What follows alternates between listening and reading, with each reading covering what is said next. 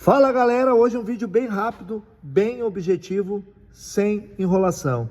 Captiva 2.4, essa captiva estava com problema, uma falha na injeção relacionado ao comando variável, né?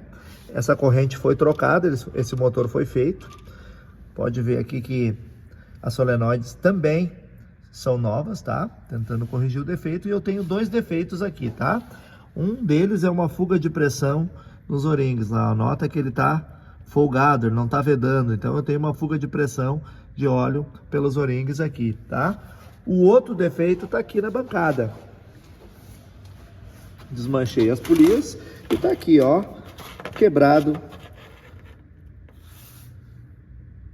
a polia variável. Então, defeito bem comum na Captiva, né? Agora é colocar duas polias novas. O kit de corrente ali já era novo, tensionador e corrente, só não trocaram as polias. E o defeito estava justamente aqui.